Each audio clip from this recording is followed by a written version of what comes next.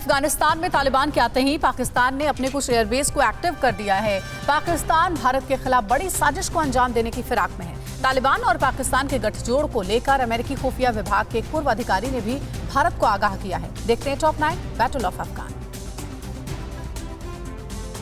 अफगानिस्तान में तालिबान राज आते ही पाकिस्तान फिर से भारत के खिलाफ नई साजिशों को रचने में लग गया है। पाकिस्तानी एयरफोर्स ने अफगानिस्तान के करीब बलूचिस्तान इलाके में अपने पूर्वी मोर्चे पर एक हवाई अड्डे को एक्टिव कर दिया है। खुफिया सूत्रों ने कहा है कि कोटली और रावलकोट नाम के 2 दूसरे उपग्रह ठिकानों को भी भारत के साथ सीमा पर सक्रिय कर दिया गया है।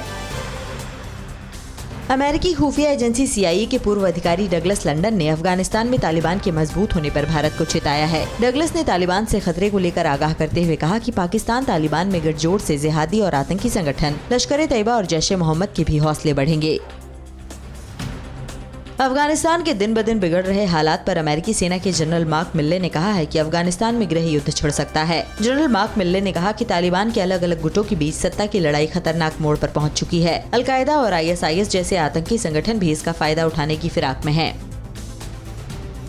अफगानिस्तान में तालिबान के कब्जे के बाद कई जरूरी चीजों की सप्लाई बंद हो गई है। दवाई और जरूरी खाने पीने की चीजों की सप्लाई और दूसरे देशों के साथ संयुक्त राष्ट्र संघ के जरिए मिलने वाली मदद को लेकर काबुल में कल मुल्ला बरादर और UN के प्रतिनिधियों से मुलाकात की। इस मुलाकात में अफगानिस्तान में फिर से जरूरी चीजों की सप्लाई शुरू करने पर बात हुई। अफगानिस्तान में दवाइयां और खाने पीने के साथ दूसरी जरूरी चीजों की कमी के बीच अब मदद पहुंचने लगी है। बहरीन ने कल 30 टन दवाई और मेडिकल उपकरणों के साथ खाने पीने का सामान काबुल भेजा। अमेरिकी फौज की काबुल एयरपोर्ट छोड़ने के बाद से ही तालिबान के समर्थक देश यहां मदद पहुंचा रहे हैं। कुछ दिन पहले UAE ने भी मदद भेजी थी।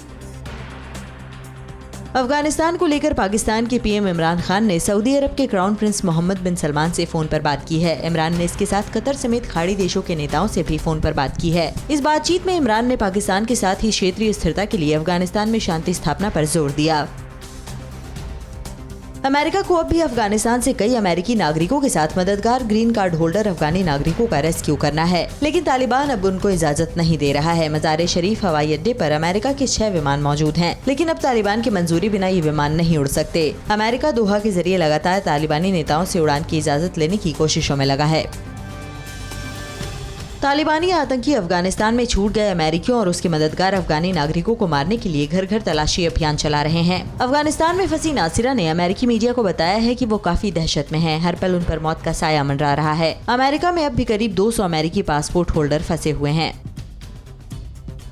अफगानिस्तान संकट को लेकर ईसाई धर्मगुरु पोप फ्रांसिस ने सभी आम अफगानियों से अपने पड़ोसियों के साथ शांति और भाईचारे के साथ रहने की अपील की है। पोप फ्रांसिस ने ट्वीट कर कहा है कि सभी अफगान चाहे अपने देश में हो या दूसरे देश में हो, अपने पड़ोसियों के साथ शांति और भाईचारे के साथ सम्मान के साथ रहें। पोप ने सभी अफगानी नागरिकों के लिए प्रार्थना भी की है।